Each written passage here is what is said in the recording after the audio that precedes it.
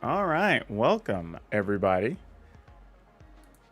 Looking forward to the stream. Always miss you on Twitch because it's so late. I understand that, Feral Acorn. That is the one downside about doing content for people across the world, is that it's hard to line up the like time zones with what everybody expects to see, which is very tough. Because I don't know if many of y'all know that when I first started streaming on Twitch, my first fans were from Australia and from New Zealand, and several of them are still viewers today regularly. So it was just interesting, almost dealing with another part of the world or different culture to what I would normally think I would be streaming to, just because of the time zone I was streaming. So it's very interesting. It says, it was first introduced to you by seeing your commentary on Channel Fireball tournament of some kind, and then really liking your mental health and chickens content. Thanks, Owen. Like, I am really surprised how much people enjoy the chicken content. I would have never guessed, honestly. Like, it blows me away every single time somebody tells me that. Like, which is cool. I think it's great that y'all enjoy it. I put it there because people were interested, and I didn't want to necessarily put it on my my gaming channel and just flood it with a bunch of outdoor stuff. Because what I told everybody is what's coming up is it's going to be snowing here soon, the winter. And I've never played disc golf in the snow. As a matter of fact, I haven't played disc golf since I moved up to Washington. So my plan is to go out and record myself playing disc golf in the snow for the first time. And that'll be on my outdoors channel too. I'm not a fan of being in the snow, but to entertain y'all, I will take the hit. So I have no problem with that. Also, one of the things too, I want to remind everybody, as I get used to streaming on YouTube, there is about a 25-second delay for whatever reason. That's just how it's set up, not something I've done. So hopefully I can work on that a little bit and make the communication a little smoother for everybody. So I said, today I learned that you made an outdoors channel through the description of the stream. Fastest sub of your life. That's so funny. Yeah, that's why I've been reminding people to check my descriptions, because I put so many things in there. Another thing too, some of y'all have been asking, like, how can you support me, whatever, especially with all the YouTube issues that have been happening. And there's a few things. One, if you order through TCGPlayer, I do get a 2% kickback, so that's just part of the affiliate thing. Just let people know that, hey, matter of fact, if you're buying stuff from Ultra Pro because of me, go to my Discord and leave a picture, or send me a message and say, like, hey, just want you to know, like, bought this to back you or whatever. So I can share that with my partners and sponsors or whatever, to say, like, hey, the things I'm doing are encouraging people to make purchases. Also, if you buy anything through Amazon, I have Amazon affiliate links in my description just to show all the equipment and stuff that I use. If you shop at Amazon after clicking one of those links, is whatever you buy within the next, I think it's 24 to 36 hours, something like that, I will get a percentage. Now it's like between 4 and like 8% or whatever, but I will get a percentage back from Amazon for each thing you buy. Even if you don't buy the thing in the original link, it's just if you shop because you went there because of one of my links, I will get credit. So those are some things you can do if you want to help me out. Of course, I have merchandise as well. You can click the links, go to the merchandise page, and there's that. Nice to see a YouTube stream. I don't remember you mentioned your channel during the video, but I've been watching your videos ever since. Oh, well, thank you. There's some fun disc golf courses around the Tri-Cities along the Columbia River if you ever get a chance. Yeah, you know what's funny, Dom, is I actually am originally from Texas, where there's literal disc golf courses as far as the eye can see. I mean, there's little bitty towns that have like 5,000 population or less. And they've got disc golf courses. So they're literally everywhere. So it was really neat to be in that kind of place where I could just travel and always take my disc golf bag. So if I got bored, I'm sure I could find a course within like 15 minutes or 20 minutes of wherever I was at. Not necessarily sure if that's the case up here in Washington, but I've been researching. I found a couple of courses I'm going to check out. So yeah, okay. So this is what I want to tell everybody about. First off, you can probably see here, and I'm going to point this out in my upcoming video for tomorrow, but you can see part of a shelf here. I'm working on a display, so I have a different backdrop. So I'm going to be I have a plan, I have a thought for some different type of content. So I have a different backdrop and y'all get to see something different. So you get to see a different angle of my office, you know, and I've got a like couch over here all set up that I need to do some stuff with. So a few different things are happening. So I'm going to be trying to give y'all some different variety, some different looks, some different level of conversation. The tough thing is my non-deck videos don't get as many views, you know, as my deck videos do. So that hurts a little bit, but I understand why. So I'm trying to find content that's still appealing to people on the days I take off from doing a deck video, because I think that has a lot of value too. So I'm hoping people appreciate that and get into it, and hopefully you can make it worth it. Sans Bot. I don't know if you're a bot or not, or if Sans Bot is an actual foreign name that just happens to be BOT. If so, that's very unfortunate dealing with Americans online, because we're dumb. Yeah, okay, so one of the things I wanted to do is I'm thinking about an idea for a new segment. I don't know what it's going to be, maybe like Fan Fridays or something, I don't know. But I want to start featuring decks from viewers, fans, listeners, whatever. Now, I don't want to take the decks just in comments, because I don't want the comments to be overtaken by people like, oh, well, you should check out this deck. Like, I've pretty much shown myself I am not going to take decks from the comments. I will continue to tell people I'm not taking decks from the comments, because I don't want it to turn into a whole thing of people just posting a bunch of deck lists that I'm honestly not going to have time to review in that fashion anyway, or give feedback to, and I don't want people to start feeling ignored or whatever, right? So, wanna just get that out of the way. But if people come to my streams or engage with me otherwise, I don't know, maybe on social media or whatever, maybe I'll consider those. So what I wanted to do is, those of you that want to get your deck featured, if y'all are playing something sweet, something really cool and different, if you have a link to somewhere you have it hosted, I put myself on AetherHub, but if you have it on Goldfish or whatever, share that link. I want to check out some decks. I want to see what's good, what's fun, what's interesting. And if I like it, or if it looks crazy, I might put it on the YouTube channel. Now, I'm not going to guarantee I'm going to get any more wins with it than you got. But I think it could be fun just to have a reason to feature viewer content. I don't know if that's a thing a lot of creators are doing or a lot of streamers are doing, but I at least want to give it a go for a few weeks, and we'll see how it works out and see if people appreciate it. I mean, the other thing I am concerned about too, and it may be about a difference of formatting, right? I may play the deck, I may just talk about the deck. I don't know yet, right? I need to see what works best.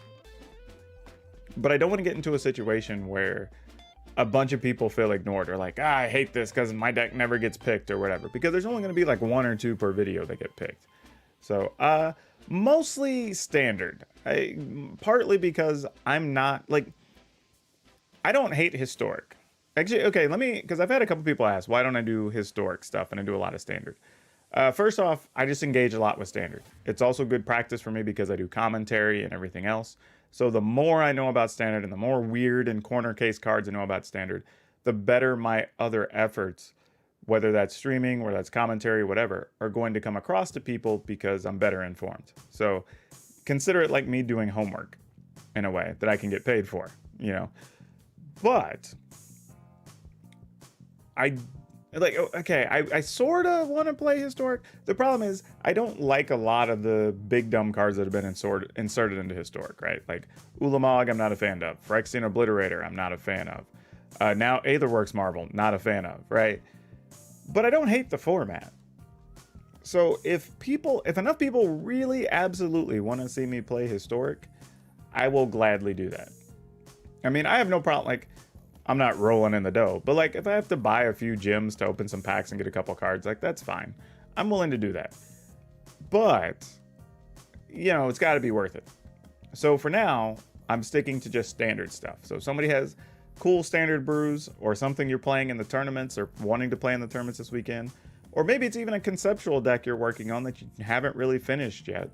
Or, well, I prefer it finished. If you haven't tested it yet, we can at least talk about that. But yeah, if you have one, wherever you have it saved, just post a link in the chat and I will check it out. Because I'm curious. I don't know what everybody's doing. I think it would be a lot of fun. Like I said, it's just something different that people aren't doing. And it's just a way kind of to make my content stand out. Owen says, yeah, I shy away from historic mostly for accessibility reasons. Plus, I don't like Uro and Nissa. Yeah, that's fair. You know, you kind of dealt with those cards for a while. You're tired of seeing them. You're kind of glad they moved out of standard, right? So that's a thing. Yeah, I agree with you, Ben. Obliterator's no fun. I will say this, though. I am already working on some ideas for Commander. And I'm not sure I'm necessarily going to play a lot of Commander games. I may occasionally, if the right situation pops up. But I will probably do something like, hey, here's some concepts for a Commander maybe you haven't thought of. Or here's some cards that are underrated in Commander, or something like that, right? I think that could be fun for me, especially when I'm like buying collections and I come across cards that I'm reminded about, that I'm like, oh yeah, this card's only like 50 cents, or this card's only like $2, right? This would be a cool thing for people to pick up for Commander. So something like that, I think I'd be willing to do, and I think that could be a lot of fun for people. So I'm thinking about that. And in that vein, I may do Brawl on some days. You know, I don't know how big that is for people that want to watch or not. And here's the thing too, once we get to February, I'm probably going to stop doing a deck every day. I may move down to just doing like 4 videos a day. I'll probably do like Monday, Tuesday, Friday, Sunday, something like that would probably be my schedule. Just because now it's kind of like a personal goal, because I've put on all this work, like, can I make it to February? But there really needs a point so I can focus it a little bit more, you know? So maybe Mondays and Sundays are just kind of like regular. Maybe Wednesdays is the Brawl / Commander day. You know, maybe Fridays is Fan Friday, or whatever we decide to do with this segment. Or who knows what, right? There could be a lot of different things. Where do you post a deck list for you to post? You can post it right here in the chat, Vroom. By the way, that's cool, Vroom Productions. Do you do something with cars or vehicles? I'd be curious. But yeah, just post it right in the chat. I can copy it and then put it up. You love Commanders. It's so budget friendly. I have a Bruna and Siona deck. That's cool. I'm still fairly new to the whole Magic world. What's Brawl compared to Standard Historic? Brawl is basically 60 card Magic where you get to play one of everything, though it's similar to Commander in the sense that you get a special leader card that you can pretty much cast or summon at any point during the game, as opposed to having to draw it. And you build around the colors that are in that general card. So just one of those things.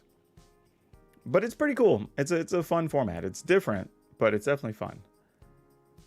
Hello, great video with the Tolarian Community College recently. Loved it. Yeah, I'm glad people appreciated that one. And I want to speak to that a little bit too. I know people said like, hey, how have y'all managed to work together and this, that, and the other, and you know, the safety issues. So what people don't know is we've been talking about that for the better part of a month, actually. We've gone back and forth.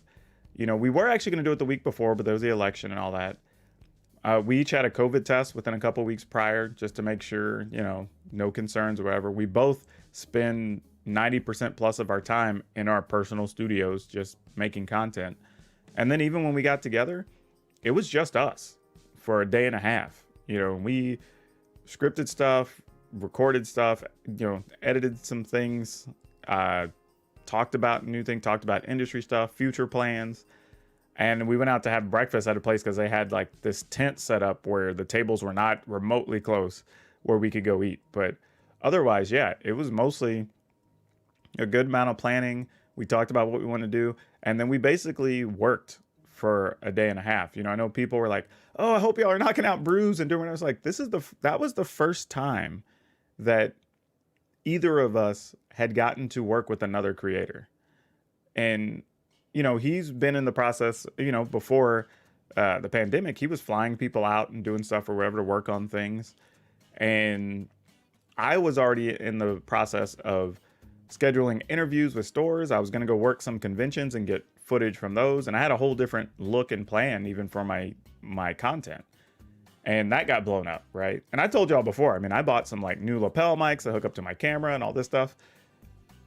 Haven't got to use any of that stuff. It's literally just sitting in a bag, you know. So that also hurt, that I spent some money at the beginning of all this that I couldn't use for anything, which is terrible, you know. But you know, it's one of those things where I'm very flexible, I'm resourceful. I've been able to turn this whole pandemic into something completely different, you know, which has been nice because I've been able to pick up doing commentary. You know, I have YouTube and I stream on Twitch. Our podcast is growing a little bit in that time. It's just been all around good. It was really great. Are you considering projects with any other creators? Not particularly. Not that I don't want to, but there's a personal philosophy thing, right? I don't want to work with somebody just for the sake of working with them. Especially since my channel's still growing and so many people that I'm friends with or follow have a significantly larger reach than I do. I don't want to just be a mooch on somebody else's work, right? I already catch hell right now where people are, well, the only reason anybody follows you is just because they feel sorry for you, or the only reason you got this gig doing commentary is because you're black, or blah, whatever, right? So I don't want to pile onto that. Like, that's already stuff I don't want to deal with. So in the case of working with a professor, we talked about ideas and things that I can bring info and perspective to some stuff that he wouldn't necessarily have or would have on his channel. And there's some stuff coming in the next week or two that we worked on that'll be on his channel. And this will make more sense when you see the discussions and stuff that happen then. But that's the only reason we got together. Like, so would I work with other creators? Absolutely. But it would have to be focused and an idea of like what we wanted to do, other than just like play Magic, because I think we all play Magic and it's fine. But I would rather do more, I don't know if fulfilling's even the word, just more meaningful content, I guess, where I can, if I'm going to collaborate with somebody, because I want it to be a thing that it stands out to where somebody says, man, it's really cool that y'all work together and this thing happened. Kind of like what with Tulare Community College, right? We could have got together and we could have knocked out some modern games or something, but we were able to have a discussion that other people weren't having on their channels. So it was a much more fulfilling creative endeavor and it touched people more, right? I'd rather do that with somebody if we're taking that opportunity to get together. It's really good. Let's see. Is there a way to incorporate Armageddon into Death and Taxes, or does it have to be complete white weenie? Yeah, you could do that. I mean, the thing is, you do have to be careful what spells you play, because you are playing some cards that make spells cost more in most Death and Taxes type decks. So that's a concern. But otherwise, yeah, I would just say think about that mostly only for competitive games. I'm not sure I want to bring Armageddon into my like casual Commander games. That's not a lot of fun. People that do or say that are sad. Well, yeah, that's the thing, Fabled Hero. Like, even when people say that, I say, do you not realize this is what I'm doing right now, y'all. This is why when I talk about why I try to streamline things and do stuff a specific way, I'm doing YouTube videos every day. I stream 3 times a week on Twitch. Occasionally when I have time, I'll put something up on YouTube. I do commentary about every other weekend right now, and that eats up about a half a day on a Saturday. I work on a podcast, which I record, edit, distribute it myself. So I do all that. I do have a co-host, but that's a thing. And I now am part of a web show called Supreme Verdict that I do with Monty DeVuti and Brian David Marshall every week, right? So I'm putting in probably 70 to 80 hours involved in content every week. So when people tell me like, well, the only reason you're episodes, I'm like, okay, then you obviously aren't paying attention.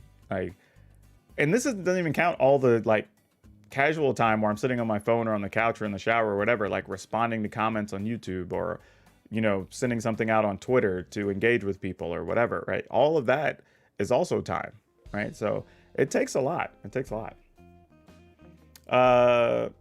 So you're saying basically the collabs would have to feel organic. That's closer to what I'm saying, Greg. I think it's more, it doesn't even have to be organic. I think it's just, I want the piece to be different, right? I think if I'm going to collaborate with somebody, I would like it for it to stand out. If I were, like, a good example was the first time I started working with Covert Go Blue, right? I came on his channel because he hadn't had a lot of people help with like deck techs and stuff. So I got on there and had a blast going back and forth. And I kind of use a different bit of humor than he uses on his channel. And then some people were like, oh, that was really cool. It was fun having PowrDragn come by and whatever. And it just felt different, and that's what I was aiming for. Other than just like, okay, well, he invited another content creator on and we just went over decks and it was like standard fare with another voice. I just want something about it to be more meaningful and more memorable. So I know that I'm bringing something worthwhile and productive to somebody else's project. I think, unfortunately, a lot of people don't think about that. It's just like, oh, I want to work with this person. I'll get all these views and all this stuff. And I was like, that's great in the short term, but what are you doing to help that person that helped bring you those views? Also, what are you doing to show those people that may come to your channel, like why they should be coming to see you? Like, what makes you different? And I think that's all very important. I really like that you do the mental health aspect of a channel. That's a very important topic. Yeah, I agree. And I'm glad people enjoy it. Like, my plan is to do, I think I said in the video, but I want to do one about every 4 to 5 weeks-ish. So over the course of a year or two, there's a whole playlist if people want to go back and watch. Whether you're a viewer, you're a content creator, you're a streamer, whatever, like, I want that to be stuff that's meaningful to people. And that matters, you know, more than even, like I said, my even just deck content. I know Krim has invited people onto the Goldfish Commander channel to talk about 5 cards that aren't powerful, but love and feel nostalgic. But yeah, see, that's kind of fun, right? And that's what I'm saying. Like, a different person comes on and says, like, hey, here's these 5 cards I really like, and I really like playing in Commander or whatever, right? So that's a fun story, and you get to see the person's personality and the things they're into. So that's a good use of a collaboration, you know, other than just, hey, we're just doing this video together, doing the same thing we already do.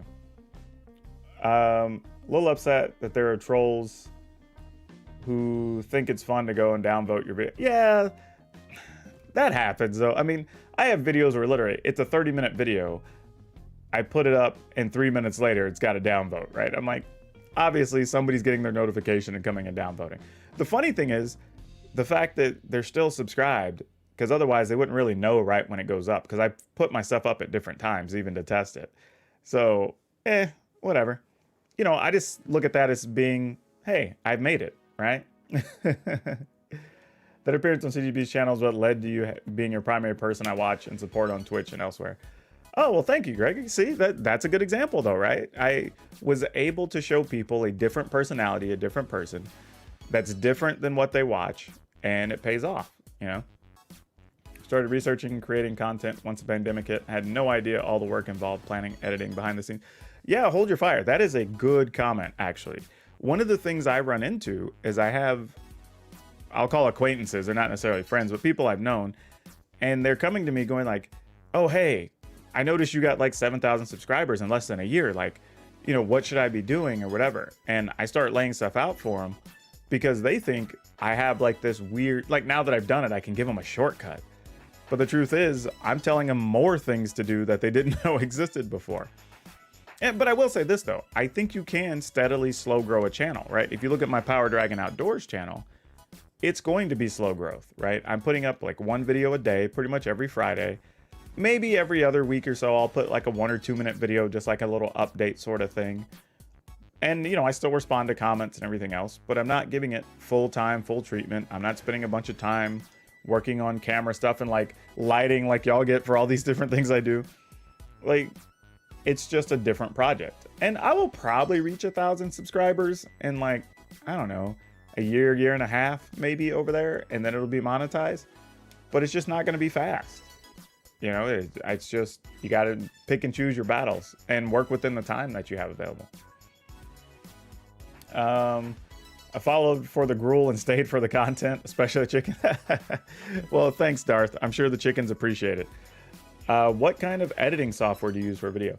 Dom, I would recommend for a lot of people. I know people are going to give you all these big name pieces of software, but I tell people, look at OpenShot. OpenShot.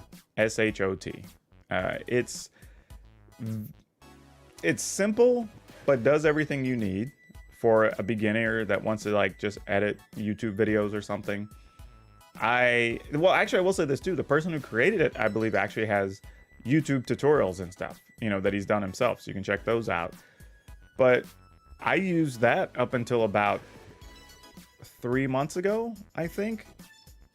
Maybe a little more recent, but it served me fine. I eventually moved to DaVinci Resolve that I use now, but that's because I kind of wanted to start playing with a bunch of things. I want to start blending stuff, and and you'll see over time, I'm starting to do some stuff as far as like scene changes, and I'm inserting clips for promos now that I have sponsors and things.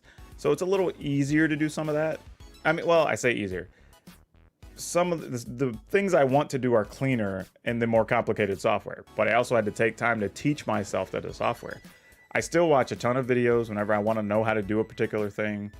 I'll reach out to people on Twitter who use it, you know, whatever it is. But yeah, OpenShot is the one I'd recommend. And then as a next upgrade, DaVinci Resolve, you know, is what I use now. And truthfully, they're both free. They're both very good. DaVinci Resolve takes up a little more space on your machine, that's for sure. But OpenShot has been great. This is just kind of something every YouTuber seems to have a preference for, but why do you have a camera a little lower than your face rather than face level or having it higher? It's because of how I choose to have it mounted. You know, I'm probably going to change that in the coming weeks, to be honest with you. It's just, I liked the directness of being, okay, well, actually, there's two things now that I'm thinking about it, really. The first is how I chose to do my layout, right? And it was easier to have it on this little mini tripod than it was to mount it above. And I kind of just got used to that setup because my old desk and stuff didn't really allow for it to be any different. This setup gives me a little more flexibility, which I've slowly been trying to fix things and upgrade as I've gone along. But the other is, one of the things I tell y'all is a lot of stuff I do with my content was very intentional. You know, when we talk about there being fewer black faces in the gaming space, in the content space, you know, not a lot that were streaming or doing videos on YouTube. So I looked for the angle and I tested a lot of stuff that felt the most intimate when I'm talking to people. And I didn't want it to look like I'm staring you in the eye, I guess, if that makes sense, as much as just trying to have a casual conversation with you. And this was the angle that worked best for that when I'm trying to explain things and talk about different decks or whatever. So now that that's established and I've found my, I guess, tone and my, I don't know what the right word is, my feel a little bit more in doing this, I don't think that's as important now. So as I move forward, you'll probably see that angle change sometime in the next like 3 weeks or so as I get a new like mounting arm for the camera and things. So it's just, yeah, go ahead and drop the link in there, Dizard. Yeah, no, you're welcome, Dom. It's one of those things, I have no problem sharing that stuff with people because it's the whole reason that if you notice, I try to open a lot of my videos with me full screen and close with me full screen because I want the viewer to get the feel and get used to having just a normal conversation, right? That like, it's more meaningful than when you just see me in a little square box, you know, on the screen somewhere. And it feels more genuine and intimate. And that was the whole goal. Especially if I'm going to have the whole chill vibe and the music in the background. And, you know, like if I'm going to go through that effort, then go all the way and just make it complete the feel. And I think, unfortunately, we have a lot of people in the content creation space for Magic that kind of follow the same format, right? It's this intro, and some people have amazing intros, honestly. Like there's some cool intros, but then it immediately jumps to them in like the lower left or right of their screen. They tell you about a deck, they play their games. There's not even like a good sign off or a closing screen. It's just like the bare minimum, but that's what's accepted, right? That's what everybody does. So I'm not even singling anybody out. It's just a thing they do, you know, and that's unfortunate.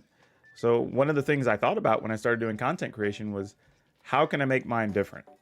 You know, how much more effort do I have to put in so I do stand out? So when people come by the channel, they're like, dude, you have a sweet intro. Like there's transitions between scenes. You've got music in the background. You know, I've got a nice exit trailer set up so you can follow the next video or subscribe or whatever, right? And that took a week or two to get all that together, a couple weeks worth of time, but it's had big payoffs for me. That people come by and immediately it's like, oh, something's different about this guy's channel. You know, so, and again, part of it is because I'm also looking outside of Magic. Like I watch a lot of people and look at a lot of different videos and a lot of different content just to see what works in other spaces or see things people are doing that we're not doing. Just so maybe I could pick up something, an idea, a strategy, a camera angle, you know, whatever that other people might be doing that I could apply. And it makes my content look different and stand out. So it's totally worth it at the end of the day. Like even my lighting has gotten better. I was up till like 2:30 last night, literally tweaking like light variants and looking at the reflector from the the monitor and all this stuff, you know? So it's just one of those things. And I will be honest with all of y'all, like, I'm not tech savvy. I say that, I'm not like technology illiterate, but I don't have the skills to do these amazing transitions and create all these logos. You know what I did? I found ways where I could have it done or have it created or talk to somebody who could produce a thing and made it happen, you know, and anybody can do it. And it's pretty affordable. I even have some videos on my channel that tell people, like, this is the process I went through to get these things, or this is the type of companies that are out there that you can get stuff from. Love your community too. PowrDragn fans are awesome. I love my community too. I say it all the time. You know, if you ever see me on stream, I love the fact that we don't have to ban a lot of people. People in my Discord are always helping each other with decks or answering rules questions or whatever. And it's amazing, you know, because I listen to other people who, they seem sad all the time, you know, because their community is just so either toxic or there's always an issue. And I just don't care to even foster that at all. Like, it's not, nobody should want to. You like my setup? Thank you. I have some other stuff coming down the road. I was telling people earlier, Emery, about this new shelf you can kind of see over to the left. It's part of a display I put together that's still coming together, but I will be shooting some videos there. And then I have a couch over in this corner that's kind of sort of under that Dallas Cowboys banner picture you can see. And I'll be doing some stuff from there as well. So you'll get some different things depending on the day of the week or whatever as I get a little better setup. Let's see. I actually missed a couple things back here. Let's see. As a follow-up question, if you had to go back and start from scratch, would you have started with OpenShot or DaVinci? No, I would still start with OpenShot. Like, there's things, because OpenShot requires such a small investment as far as learning the software to do the basics that you want to do, that I think that's the best call for anybody. Because if you end up not enjoying it or not knowing what you want to do or whatever, you don't need to spend all that time to get all this needless information, effort, frustration, you know, whatever, that just isn't going to pay off for you. And over time, there's still people I know right now that still use OpenShot, you know, and they've had channels for a while. So they do other content with OpenShot. So it's not like it's a bad piece of software. It's just, I decided I wanted to try something new and kind of up my game a little bit or whatever. So I just moved to DaVinci after that. Let's see, PowrDragn. I'm currently messing with combination of Witch's Cauldron and Improbable Alliance. Love the loop it creates. Bastion of Remembrance. Okay, Skeleton, get me that link. Post it in the chat. I want to check that out. That sounds interesting.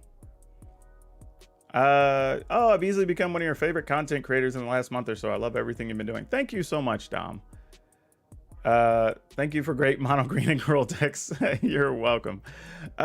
Here's the thing. I have to admit, like, it is still weird for me. I was just telling my significant other this the other day, that when I have people tell me, like, you know, I'm one of their favorite content creators, or that, you know, I'm, you know, when they list the top 5 or 10 Magic content creators or game creators right now, or gaming content, you know, they're putting me on these lists, and I'm just like, okay, you know, like, and it's not that I'm not trying hard. It's just the fact that I see some of these people have been doing it for 5 years, for 8 years, for 10 years. And February will be 1 full year that I've been really pushing content on YouTube. You know, so to be in that group, it's both a compliment and surprising, you know, at the same time. So, yeah, I appreciate it. You know, it does reinforce that I'm at least doing things that are different, but things that matter. And that's kind of the important part for me, really. How do you make a link? Does it not let us post links in here? Let me see. I don't know. I just put a link in.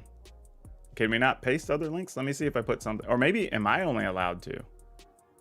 Do you get deck ideas from fans or online? Both, Phil.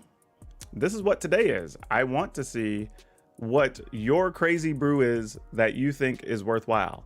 And I want to start featuring fan videos on my YouTube channel. But I am not going to take deck lists from the comments. I don't want the comments section to turn into a whole bunch of, like, Oh, a link for a deck list. If you want to do that, just go to whatever site you host the deck on. I use AetherHub. Some people use like Goldfish. People use untapped.gg, whatever. There's a bunch of sites, but anywhere you can put a deck list, just go there, copy the link, post it in the channel.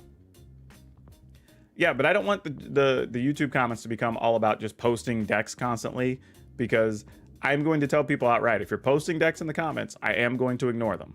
Like, you have to engage with me on some other form of social media. You have to be on my streams or something when I'm taking deck lists or something, and then we can talk about it, you know, or, you know, if you post it somewhere and, you know, you're talking about it on social and, you know, I see it, or maybe you put it in the Discord, I'll come check stuff out there. But I don't want to derail the comments section of the videos, so I'm not going to take those from videos. But anywhere else, sure. Hey, Justin Mogg. Posted a link earlier, now questioning whether or not... Oh, it looks like it didn't go through. All right, so here's the deal. Then we'll do this. If we need deck links, I will give you a place where you can post the deck links, because we can do that. Let's do this, because I have another form already set up from the last time I was streaming. Let's... let me see here. Yeah, this will work. All right, so this is basically the same thing we used last time. This is why I don't throw work away that I've already done, because it makes life easy. All right, here you go. Here's a link. Follow that, and then you can just post your username and then your deck list there. And then that way I can get it. It'd be nice and easy. So in that way I can just go through and just look at the list and like, boom, boom, copy, paste as they fill up. Should be no problem. Yep, works perfectly. Feral Acorn just had a list come through. Dom just had a list come through. So yeah, this is perfect. It's exactly how I want it to work. All right, so let's take a look at this first list from, it looks like Feral Acorn sent this list first. So I will go copy this and we will put it into Arena. So I will switch screens there. I also need to get this updated so I can put my Ultra Pro logo on here. For those you don't know, sponsored by Ultra Pro. Buy their stuff. They're doing a good job to try to take care of me and help me work my content, so to speak. And I'll be honest with y'all, they have been great since day one. Like, they have been super nice to me, super professional. And I can just say, like, in my experience, everybody I've met at Ultra Pro so far, even prior to this, has been great. So, hoping it's a good long-term partnership. I'm at 75 decks again. I got to delete some things. All right, hold on a second. Let's get rid of some of these. I think these were from streams the other night anyway, where we were looking at viewer decks. This Titan Nest thing can get deleted too. That was a disaster. It was fun though. This is not a drill. Okay, so what do we got here? This is... I don't know what this is. All right, so we've got Archpriest, Glass Casket, Luminarch Aspirant. Oh, so we're trying to do like a party deck? Is that what we're doing? I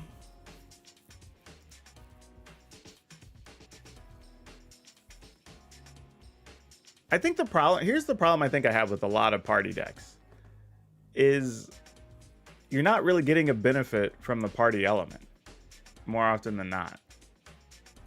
Like, this is fine. Like, you have a full party, creatures you control deal damage, draw a card. But, like, it's also a 2/1. So how often are you going to result in cards being drawn? I mean, if you have one of everything, then it can't be blocked. And that's kind of cool.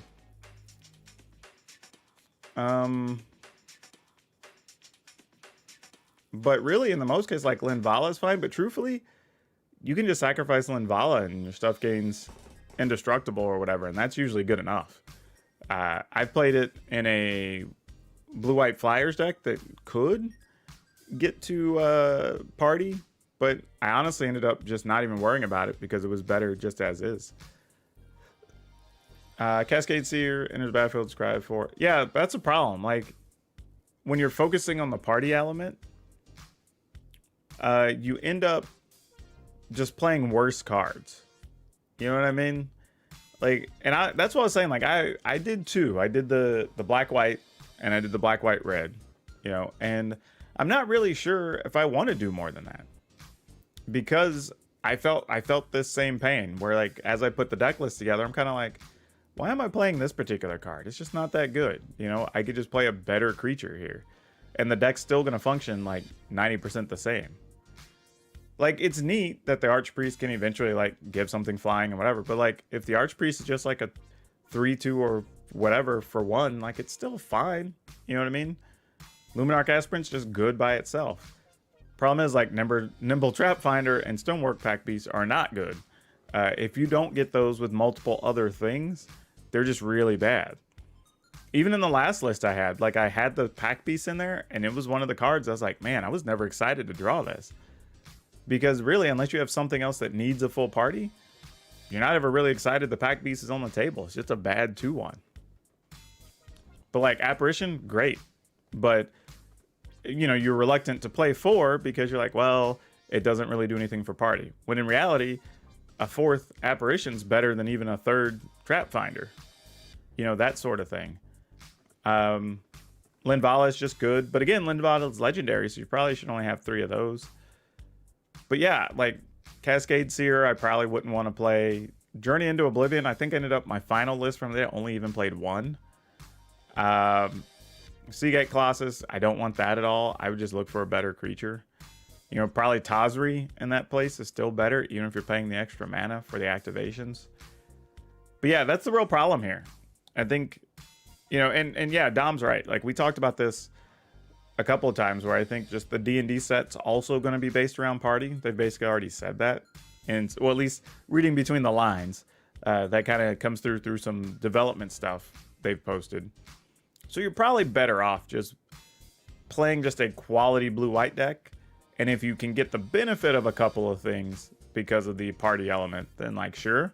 But I wouldn't necessarily force it, I think would be my best answer there. So yeah, this one's neat. Like I said, I think the blue-white Flyers is probably a similar feel that's just a little bit better, but I could still see this winning a couple of games just on the back of even just like Apparition, Glass Casket, Linvala. Like, those are all good cards individually.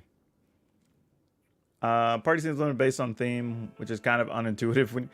Yeah, but I think that's the other thing too, Shane, is you kind of need room for it to grow, because every single set, there's going to be wizards, there's going to be rogues, there's going to be clerics. You know what I mean? Like, that's going to happen every set. So you couldn't really go real heavy, because then you risk it breaking too fast, right? So you kind of have to start kind of middling with a few powerful cards, and then let standard grow into like 6 sets, 7 sets, 8 sets. And now you have access to probably like another 100 cards to pick from or whatever by then to build with. And I think that's where it really starts changing. But yeah, they just have to be careful about that from a design perspective. You just don't want it to implode too quickly, I guess. Especially when you know D&D sets all about party. So you're going to have even more in that set, probably. I mean, who knows? Maybe a third of the set even cares about party in some variety. Or like, this thing works with clerics, or this thing works with wizards, or, you know, that sort of thing. So that's the stuff I'd pay attention to. What's up, bro? Watch you on Twitch all the time. Well, thank you for stopping by. Party is fun when it gets rolling. Yeah, I agree. The deck I threw in the link has a sideboard, so look out for that. Sure. I normally check out sideboard like after the fact if it's just something I already just find interesting. But yeah, let's hop back in here. Let me go check the form again. Let's see who we had in there. 90 y'all submitted decks. Awesome. All right, so this one's from Dom, so we're going to check this one out. He has this over on Aether Hub. And I'm not going to be on for too much longer. I'm going to probably hang out for about another 20 to 30 minutes. And then I will be setting up for my normal Monday night stream over on Twitch at 9 o'clock. 9 p.m. anyway, Pacific time. Let's export this one. Okay, this looks kind of interesting. Though I think it kind of looks similar to other lists that are already being played. But, so I'm not sure this is going to qualify for the first Fan Friday. Let's take a look, though. because you never know. I could be surprised. All right, what do we got going on? We got Lotus Cobras, Ram Throughs, Glasspool Mimics.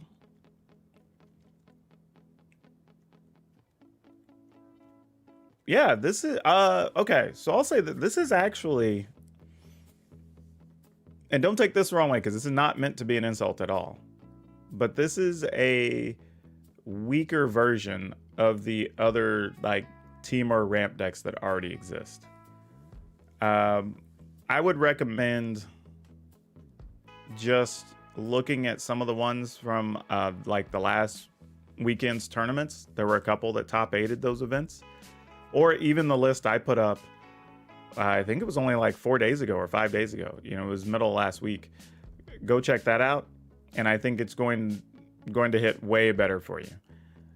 Those stuff like Ancient Green Warden's really kind of interesting and fun. It's just not that good. You're better off having Terror of the Peaks, because just hitting Terror or hitting Ugin or whatever like off your Genesis Ultimatum is usually like, those are often enough just to end the games of their own.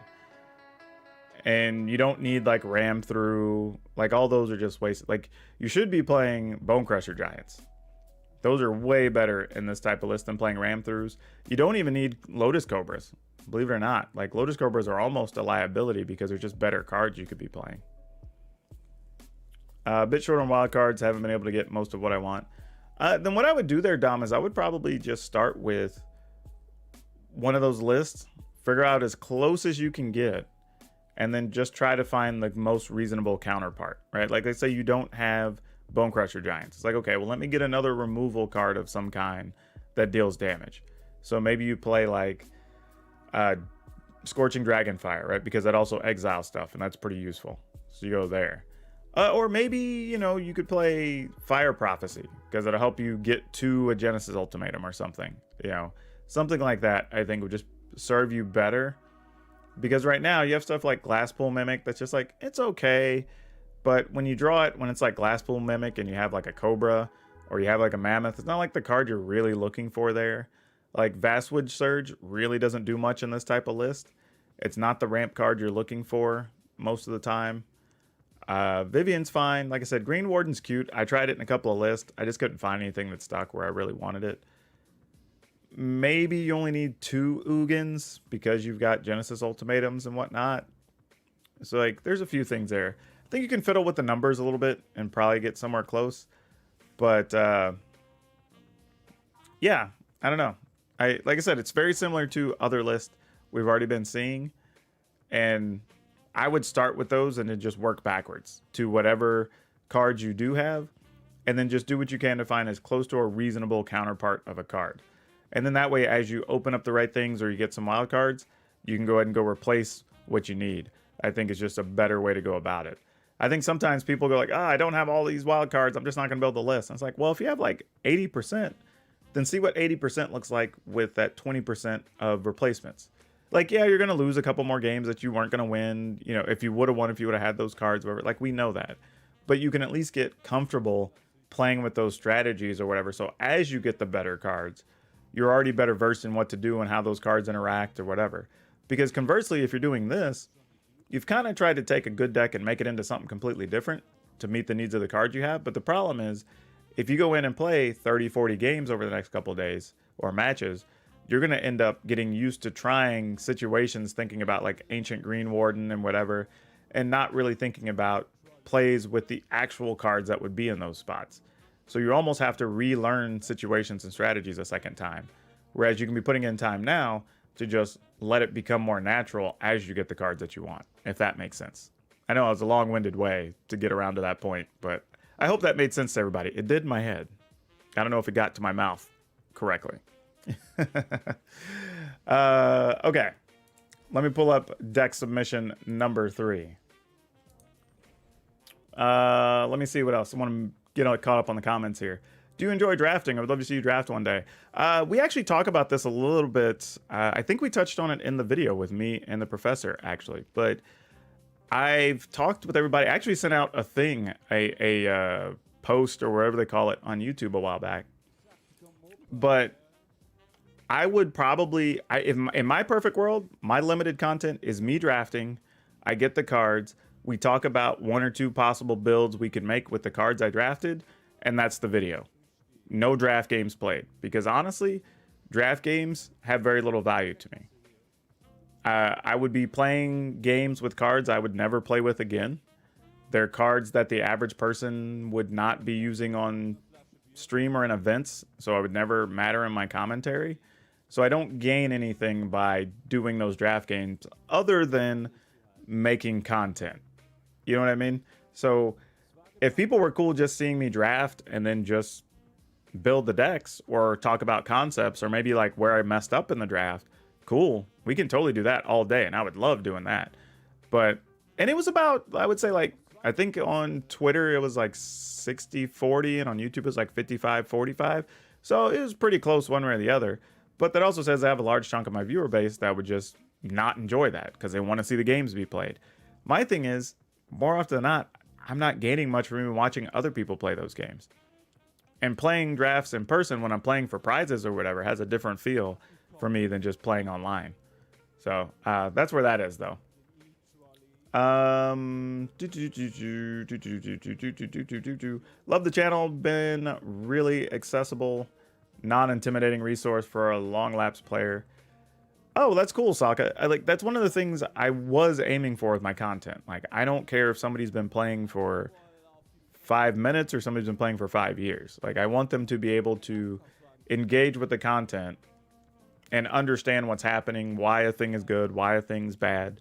That's why I try to, like, even when this is one of the things that leads to mistakes, by the way, when I'm playing, but I'm also thinking about how I'm communicating the strategic thought that I'm having at the time, because I'm trying to do it in a way that still makes sense to a very lightly engaged player.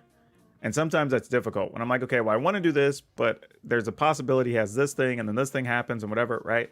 So it ends up being a long string of convoluted thoughts sometimes, and I have to, like, okay, how do I get this succinctly with the fewest bits of terminology or whatever so anybody watching this can understand? And sometimes I end up getting distracted by those thoughts and ignoring what's actually happening in the game. But I think the end result is just a more useful video for more people. When did I start playing Magic? In late 94, early 95, sometime around then. Found your channel, and I found your content really informative, and I like it. Well, thank you so much, Mr. Taylor. Okay, so I'm going to go check out another user-submitted deck. Let's see what we got. That was number 2. Number 3 comes to us from Dazarid. I don't know what the extra phonetic pronunciation is there, so I hope I didn't just mutilate that. Let's see here. This is... Okay, so this is something different. This is like a mono-white thing. Let's see what this is all about. All right, I'm going to speed this up, too. I'm going to try not to do too much strategic stuff on here because this isn't so much about deck text as much as it is just trying to find something cool to feature on Fan Friday for the first time. All right, so here we've got Daxos. All right, along with Swift Response, Birth of Melitus. Okay, so I can already tell you I have issues because I'm not sure these cards all need to be together in the same list. Daxos, Swift Response, Birth of Melitus, Vanishing Light, Basri, Glorious Anthem, Omen of the Sun. I'm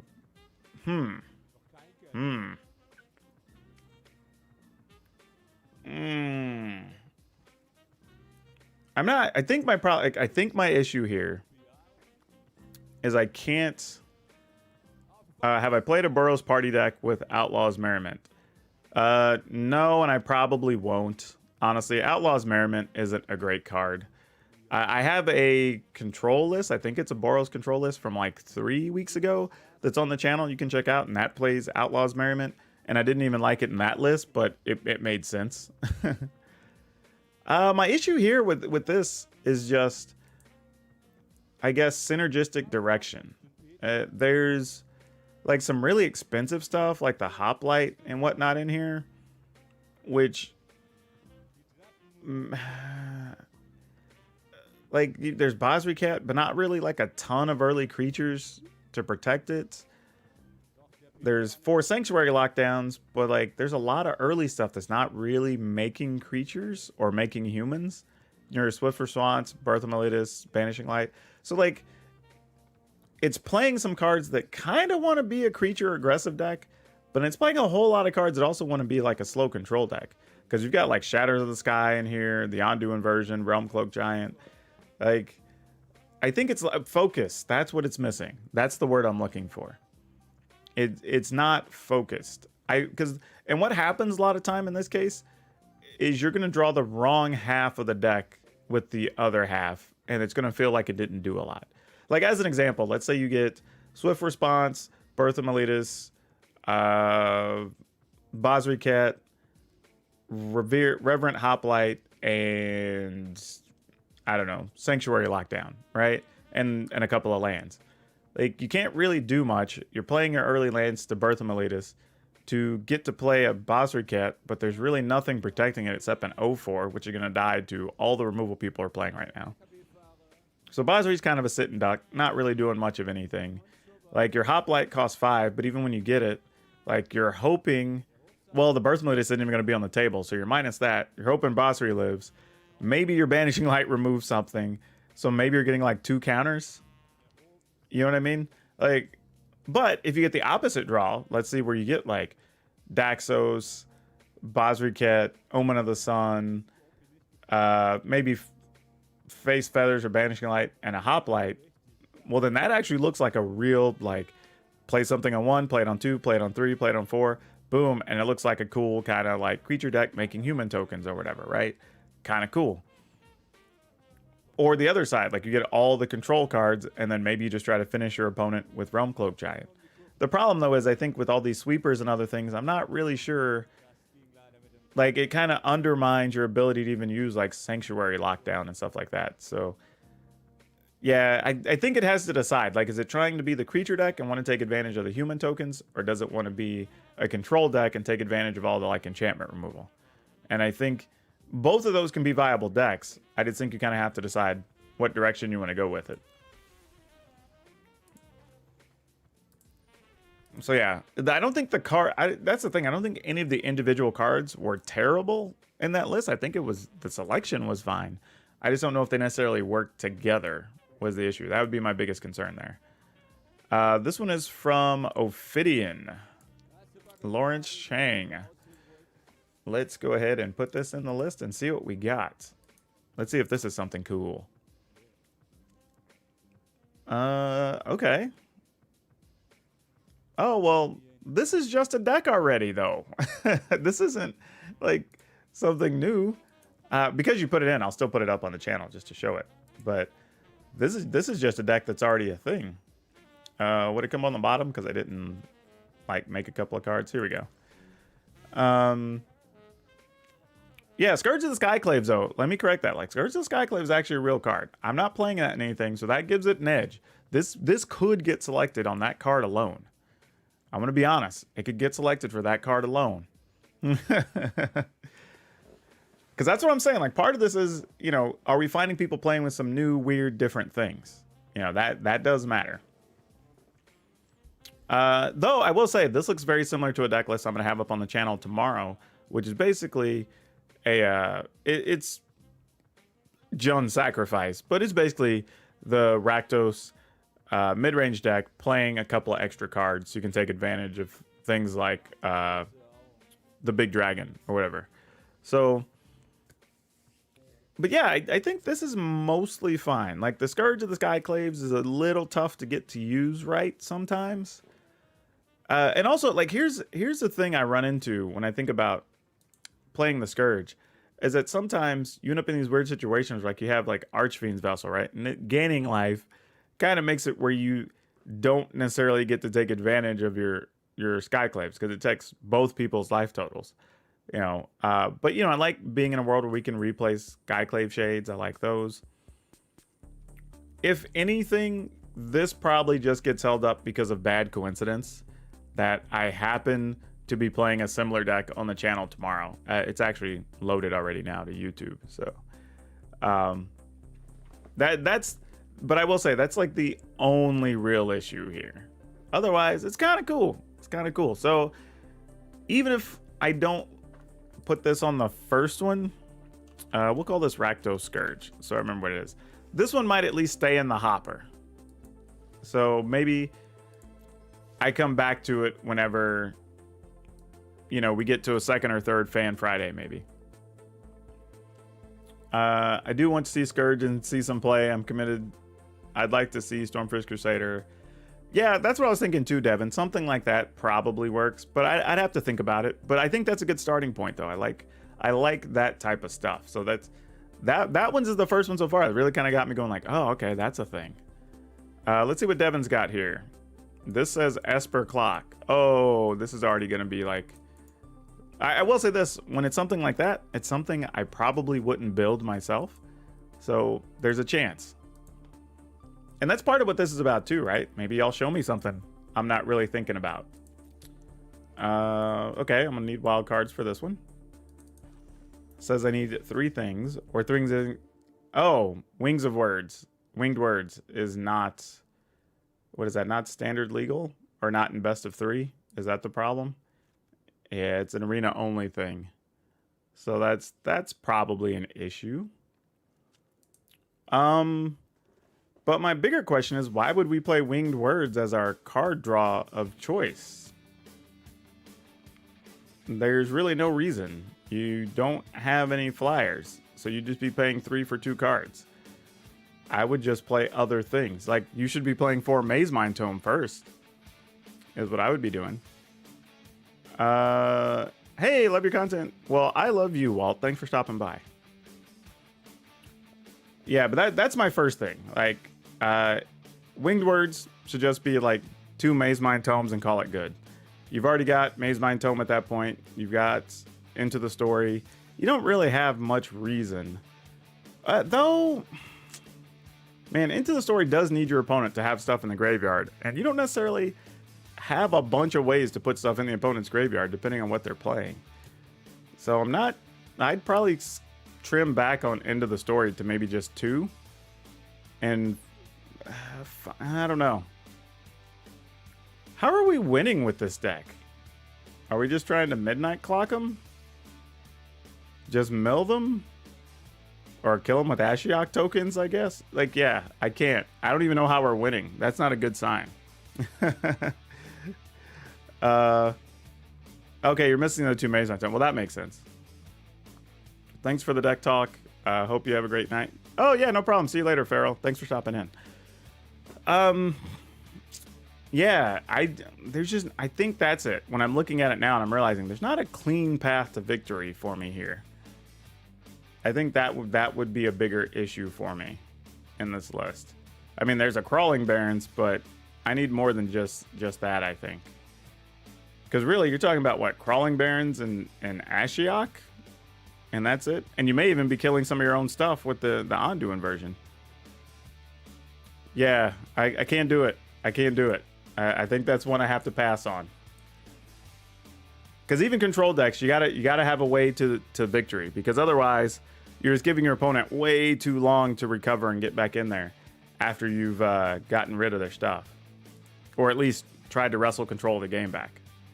You gotta have something, even if it's just like, if you're just telling me it's just Ugin or Liliana or whatever. Like, at least that's a thing I can look at and say, okay, I know how we're going to get there once we stabilize. This next one comes from Skeleton, which is a very interesting YouTube name. Let's see. Let me export this. I'm trying not to look at the deck list too much when I see the first link. Let me scroll up here. All right. So we've got red, blue, black. Okay, this is something. This is where we're getting deep. This is kind of interesting. So Village Rites, Cauldron, Witch's Cauldron, Lofty Denial. Okay, Cloudkin Seer. Why is it? Oh, I guess I don't have those. Okay, weird. That's the way they came up, but fine. Oh, that's weird. Wait, are these both? Oh, because it's just choosing the arena specific one. All right, I got it. Piper of the Swarm to make tokens. I got it. Skyclave Shade, Improbable Alliance. I'm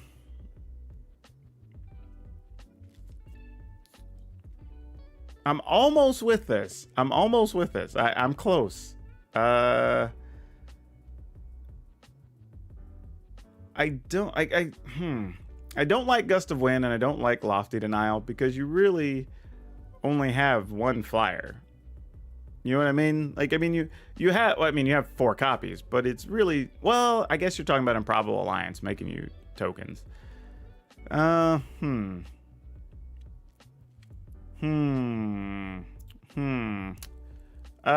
if you, I will tell you at this point, we're probably not going to get to any more decks that aren't already submitted because I'm already going to be going overtime on this stream. It's not going to leave me a lot of time to set up for my Twitch stream.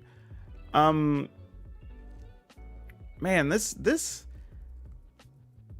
what are we doing? Okay, whenever you draw your second card, you make a token. Whenever your stuff dies, I see that. Like, we're gonna get to do some damage that way.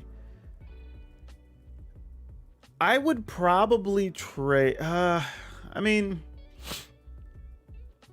I think the problem is there's some stuff in here trying to be very cute with like Midnight Clock. Doesn't really belong in this type of list. Stolen by Fae. Return target creature, convert mana cost. You create that many 1/1 blue fairies.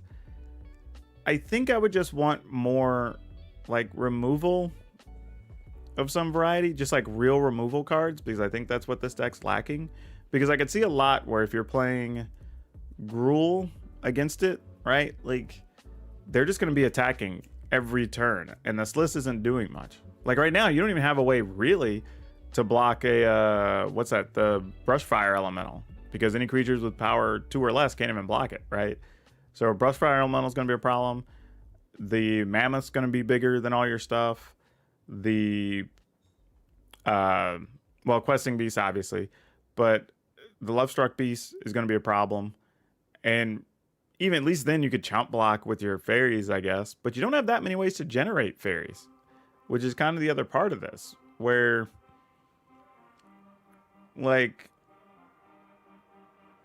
I mean, I guess you draw a card with that, but that's not great either. I mean, I would rather just play a blue card that just draws a card. But, I mean, I don't know. This lets you sack a creature. So, I mean, yeah, you got to go with that. You got to go with that if we're making all these tokens. And the life gain's not irrelevant. So you got to do that. Maybe up the Skyclave Shade, just to have another hitter to, like, close the clock. I'm probably out on Cloudkin Seer. It's just worse than all the other choices you can play. And it doesn't, other than being a chump blocker, it doesn't even help you against, like, the rogues or anything. So I'd probably swap those, swap the Midnight Clock. I'd find something else other than Gust of Wind. I'd just find some cheap card that's going to bounce a thing, maybe. Like I said, up the Skyclave Shades. Swap Lofty Denials for something else. Not sure what. I'm sure there's something. I'd have to go find some other spell counter. Stolen by Fae, I just replaced with just a better card. Maybe something that you can sacrifice creatures to. Something, but the concept I like. I at least like what's going on here. Like, if I have a few more ways to draw cards, I can be talked into this a little bit. So, not gonna delete that, but I'm gonna leave it in the hopper. It's at least one I can think about. XXVQ has a deck list up on a site that I didn't even know existed, mtga.cc. Wonder where that's from. Let's see what we got. Oh, it's just a weird link for mtga.pro. Oh, that's weird. Didn't know they shortened their links like that. Well, now I know a thing. How do I export on this site? That is a big... Oh, there we go. No, let's copy link. There we go. Export deck. There we go. MTGA format. Fantastic. That works. All right. I'm loading it up. Let's see what we got. Okay, so... Oh, we got a lot of comments coming in here. Actually, I can drain them of resources. Yep, that's what we were talking about the last deck. Just making sure I'm not missing anything. Here's a Golgari control. That's funny. Cutting the 4 copies of Cloud Concealer would make room for extra copies of Village Rites in Witch's Cauldron. Yeah, maybe. That's possible, Owen. I'll have to go back and look at it. Like I said, that's at least a neat idea. Let's see. So this has Feet of Resistance, Airy Griffin, Birth of Meletus, Fire Prophecy, Forbidden Friendship. Rally the Throne. Make 2/1/1s. If you put in at least 3, gain a life for each creature. Fail Retreat, Transmogrify.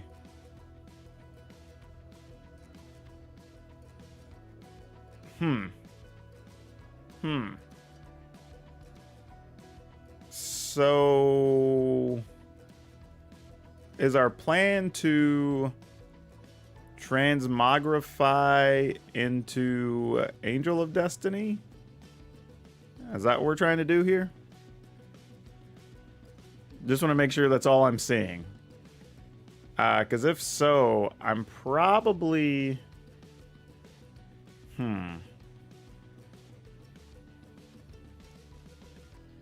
I'm probably cutting... Well, I don't know. Like, again, I like what this list is trying to do. So I'm not mad at that. That much I can appreciate. But, like, Glorious Anthem probably doesn't belong on this list. Banishing Light's probably fine. Rally the Throne, I get, because you do still have, like, the Griffinary and stuff like that. Lands? Because you just need to gain 3 for the lands. I feel like there's some way we could probably get some more lifelink stuff in here. I think I'd feel better about that. Probably even cut Merriment for another Felidar Retreat. It's just cleaner, easier to cast. Has more long-term benefit probably as well. I'm just not sure. Let's see. Because the Angel gives all your stuff lifelink, right? Let's see. Whenever you do combat damage to a player... Well, basically, yeah, you gain that much.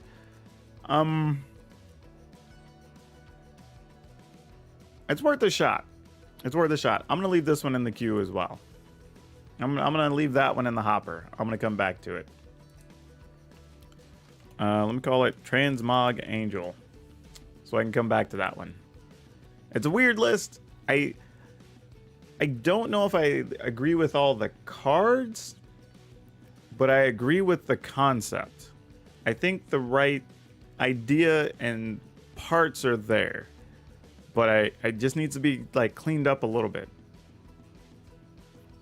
Yeah, there actually are a fair amount of red decks. Kind of a surprise. I wouldn't have expected that. All right, going back in. Dazarid put in another one. All right, let's see what you got with this one. Let's see what we got lingering here. Exports.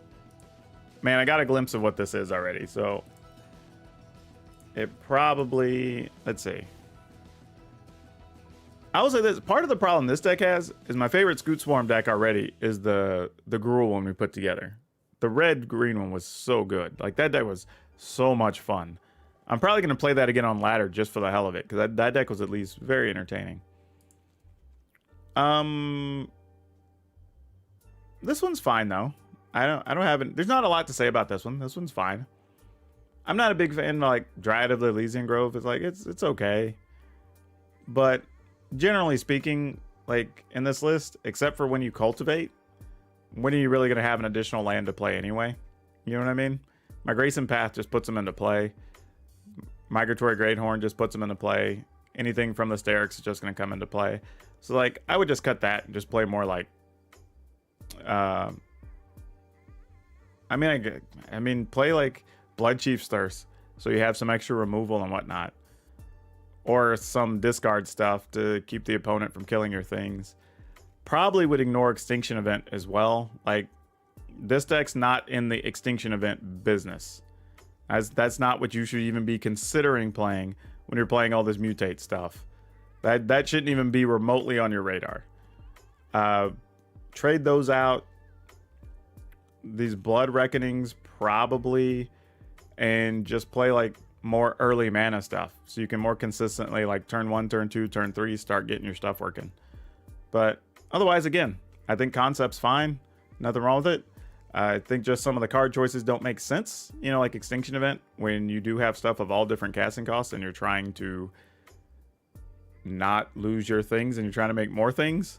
You know what I mean? So that would be the problem. But yeah. Yeah, I don't have a problem with this. So, I mean, it's just Golgari Mutate. Fair enough. That's something that could be considered. Let's see. Nerdphil. This deck link says defensive mono green. That sounds interesting. Let's see what this is.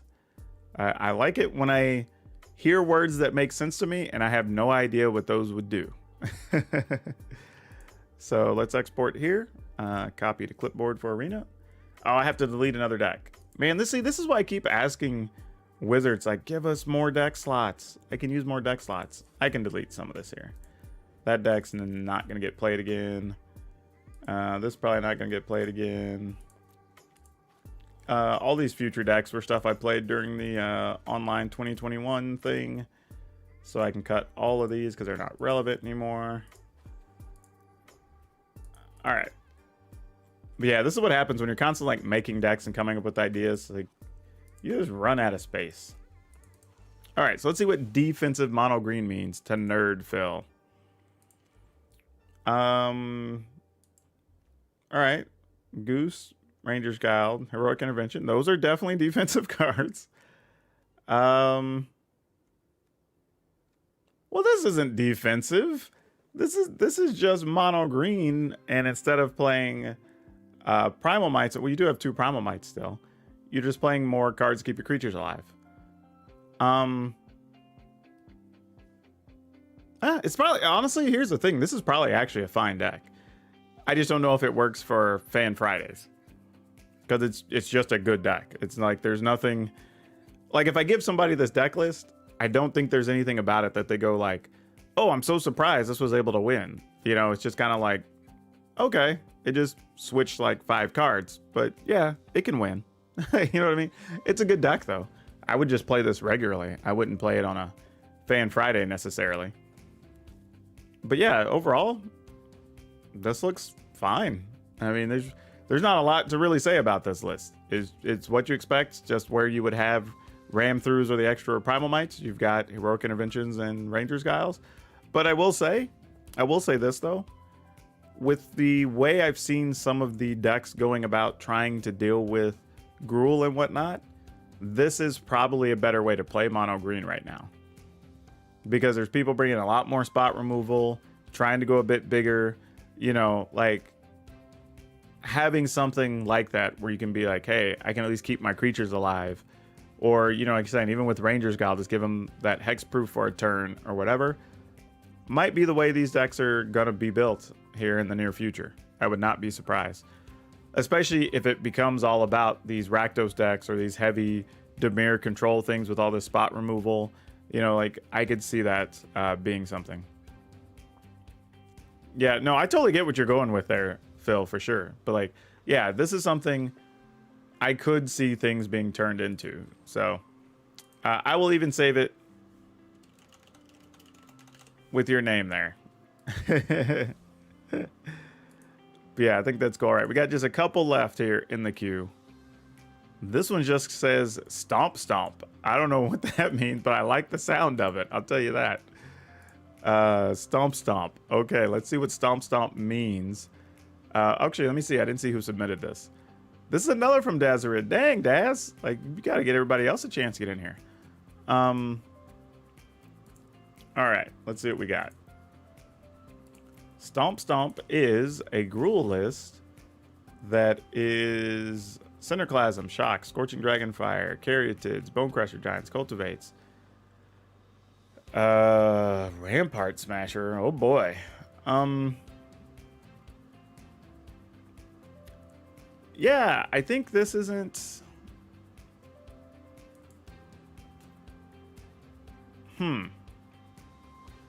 There's a lot going on here.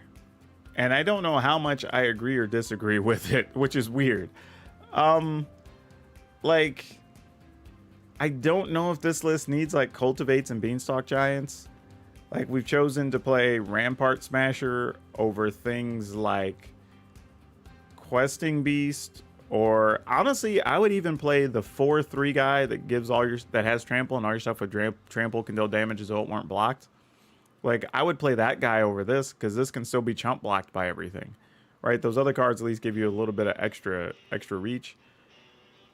Terror of the Peaks, Gargaroth, like both those, no problem. Only one Embercleave's a little tough, but it may just be all you have.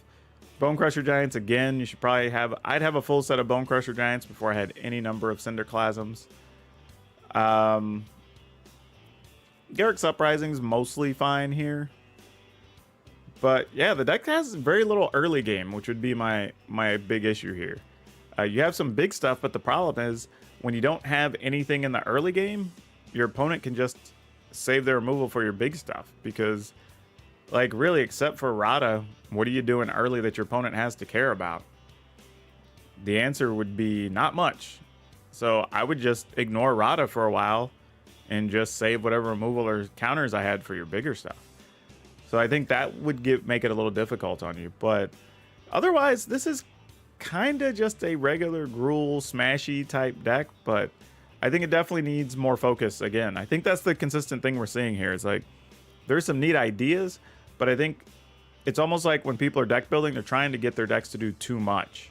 You know, and I think that's a real concern because you start putting all these different cards in there and ultimately you can get the parts of the decks that don't work well together. Or like in this list, you might just draw the whole expensive half. You know, you've got Rampart Smasher, Terror of the Peaks, Elder Gargaroth, Vivian, Embercleave, Beanstalk Giant, whatever. Like, you may not even... There are going to be a lot of hands with this build that you don't even really cast anything until turn 3. And that's almost just unacceptable. You know, and I think that's going to be one of the big problems. But, yeah. Concept solid. I just think just the card choices need to be cleaned up a little bit on that one. So that one I am not going to hold on to, just because I think there's just Gruul lists that I think we could snag that are just going to be similar or better. Robert has one here that says green black scythe, I think is what we're going for there. Let's see what this is. Boom, boom, boom, boom. Let's export that. Bring it over to the arenas. And it's... Alright, it's got Gargaroth again, so it makes our back-to-back appearances here. Let's see, Heartless Act, Kite Sail Freebooter, Malefic Scythe. This is one, yeah, it gets for each soul counter. And when a creature dies, quick creature dies, put a counter, yep. Horn Beetle, Plummet. Plummet's an interesting choice. Mostly because I think the removal right now is so good. I don't know if you need to limit yourself with Plummet. Like, you could just play another Heartless Act or a ton of things. I mean, whatever the Blood Chief's Thirst or whatever, right? And you get your choice of killing any creature plus Planeswalkers or whatever it is. I think it's just better than just playing Plummet. I think Plummet is a fine card, but it just limits you on what you can get to kill. Like, if you draw Plummet against the Gruul decks, it effectively does nothing, right?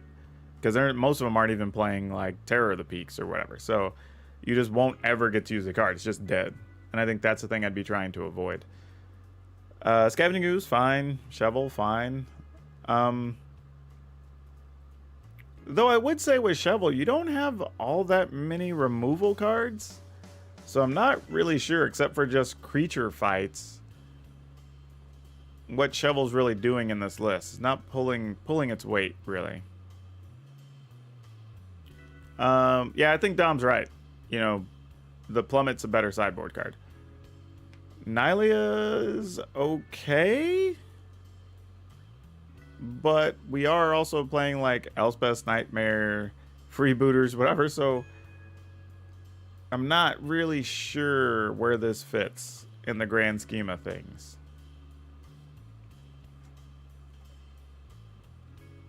And then we're going all the way up to Ugin with Only 2 cultivates for ramp spells? Yeah, I can see a lot of games where you're just never going to cast an Ugin, much less 3 of them. Yeah.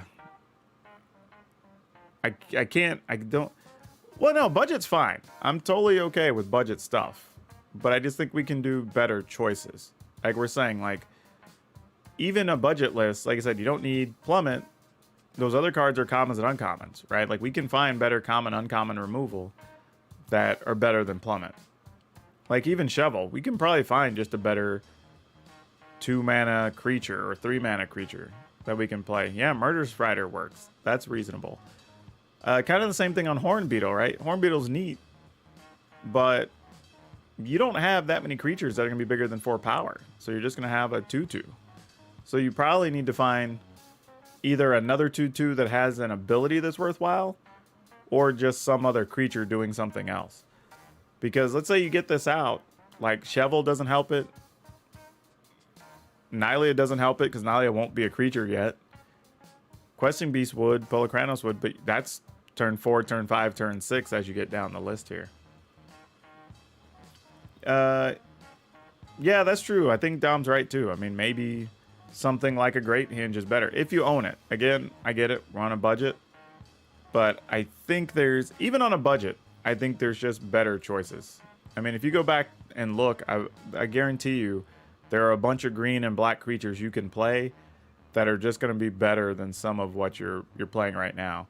And Ugins, though it's a powerful card, it's a damn powerful card, I don't think it's the card you're looking for in this list, because I can just see way too many times you're going to get stuck with it and not be able to cast it. You would rather those Ugins just be like Nighthawk Scavengers even, you know, or like somebody else pointed out, Murderous Riders or whatever. There's so many other things Ugin could be that would be just as good for your deck or better and just have more going on, you know, I think. Even where you have this Elspeth's Nightmare, like it's fine for now. It's reasonable and it can do some things. But if you can just get better quality removal or better creatures, I think that's going to be much better for you. Because as it stands, you don't have, I mean, for wanting to play the Scythe, you would need more creatures, right? Because you want things to be able to equip it and then die, so it adds a counter or whatever. Otherwise, you just kind of have a very mediocre to bad equipment that's not really doing anything, if that makes sense. I mean, you just basically be putting a +1/+1 on something, and if that's the case, then just scrap the Scythe altogether and then just get better quality creatures in there. Because right now there's nothing worth putting the Scythe on, or a way to even get that many counters on the Scythe, really. I mean, you're playing 21 creatures, so I mean they're in there, but they're all pretty insignificant. So it's possible you even put it on one of your creatures, your opponent's not even going to care. They'll just take 2 every turn or whatever, right? From a freebooter or a Shovel. That's probably what I would do. But yeah, those are just my thoughts on that. I think even within a budget, I think we could clean this up and get better on that, for sure. But for a budget list for a start, that's actually not bad. I mean, you actually had a fair amount of rares and mythics in there, truthfully. All right, BK Bacon has a Golgari control. I had a Golgari control on my channel not long ago. So let's see how different this is.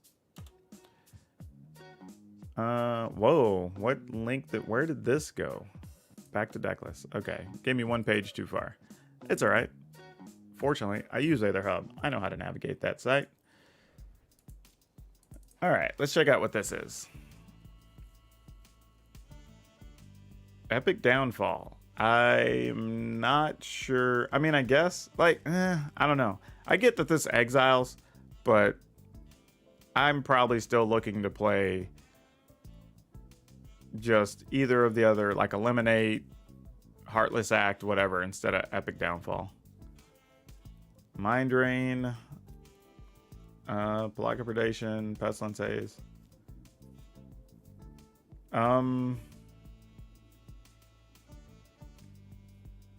Wow.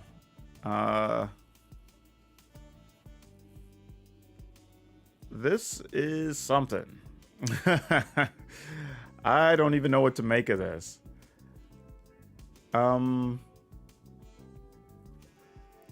This is now see, and here's what's interesting, right?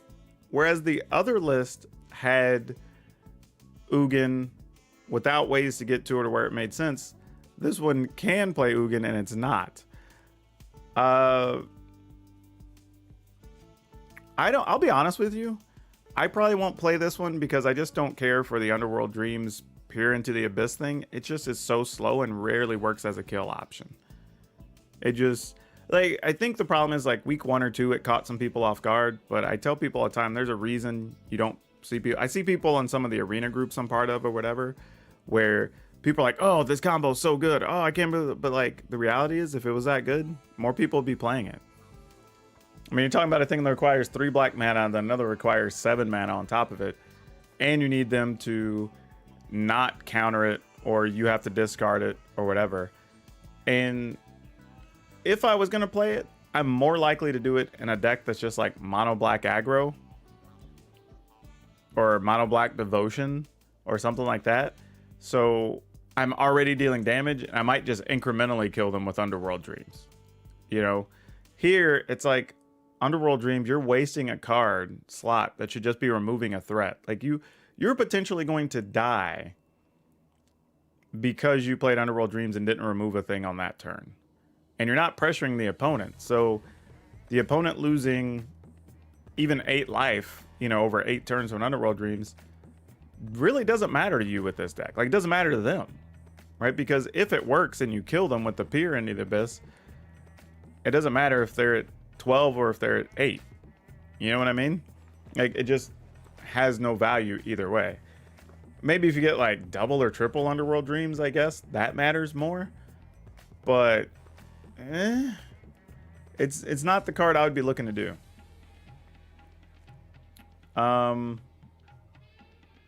It ramps hard, removes opponent's hands and board. I can double cast Underworld Dreams and Abyss in one go. Sure, I'm not saying that's impossible. It's definitely possible. But could I just kill my opponent without wasting time on other cards? Like, that's the thing. Like, this is a, like, we can, but like, let's say the Peer in the Abysses were Liliana's and the Underworld Dreams were Murderous Riders. I can just end games faster. And I would have a creature that also has lifelink, so I could buy more time if I needed to. You know what I mean? Whereas, like, let's say even just typical thing, you're playing against rogues, and they like turn 1 creature, turn 2 creature, turn 3 creature, you Underworld Dreams. They're like, yeah, okay. Turn 4 creature with a counter backup. Maybe if you're lucky, you get them to discard that, but then you're also already milling a bunch of stuff and taking probably 8 damage at that point. Like, you Extinction Event the next turn, get rid of half the things that are on the table, go to 4 and hope that's enough.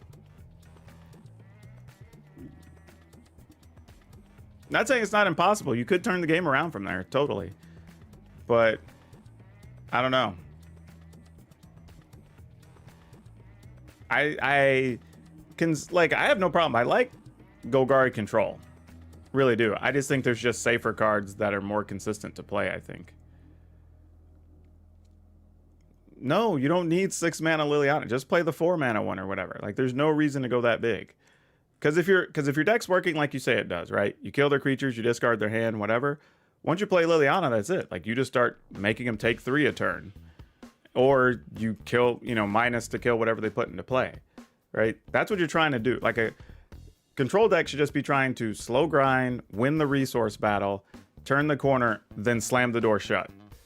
Like, right now, even if you do kill and get rid of their stuff, it's just like, okay, you're still hoping you get to 7 mana with your Underworld Dream still on the table. Otherwise, you don't really have a way to kill your opponent except for this, like, Cragplate Bailoff, which isn't the way I would try to go about victory. The Gruul deck looks like a pretty standard Gruul deck. Doesn't seem to be anything special or out of the normal. Yeah. I'm fine with that list. My thing is, it just, like I said, lacked focus was all. But yeah, I'm fine with there being different versions. But yeah, that's all I'm saying. I think just like, again, I don't think any of the cards here are particularly bad. But I think the way you're going to try to close the game is such a long roundabout way, and there's just better ways to do it. And they're safer. That's the other thing. Like, I would much rather have a Murderous Rider instead of Underworld Dreams, because I can just outright get rid of a threat and have a blocker that buys time, or at least makes my opponent spend mana or whatever while I'm trying to get to those later stages of the game. You know, same with Liliana. Even if Liliana just comes down -3, you know, ends up killing a creature, and then another one attacks her and kills her. Well, for 4 mana, you got to kill a creature and prevent 1 to 4 damage to yourself, right? So that's still quality for the 4 mana, versus that just being a Peer into the Abyss sitting in your hand, doing nothing for maybe 3 or 4 turns, you know? So that's all I'm saying. Like, there's just way more situations, I think, that are just going to be better for you. Same thing, too, like, Skyclave Relic's neat, but it's not doing anything in this list, and you don't have anything big to get to other than Peer into the Abyss. But by the time you could do Skyclave Relic with Kicker, you can just Peer into the Abyss anyway. You know what I mean? It's not like you have Ugin or something else you need to be spending all this mana on. So it's kind of just a dead card in this list. Any other ramp card would just be better.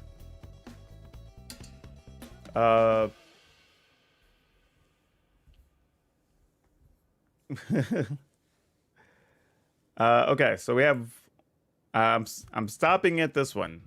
Well, that's already somebody who got one. Did somebody new? Okay, Med is the last one. Med got one in. Since Med has not had one looked at yet, let's see what we've got.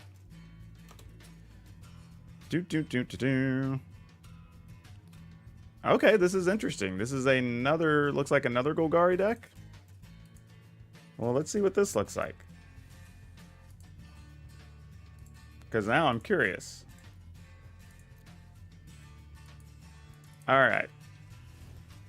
This has Bloodchief's Thirst, Chainweb, Arachneer, Heartless Act. There are a lot of 2s and 3s in this list. Scavenging Ooze, Wildborn Preserver, Murderous Rider.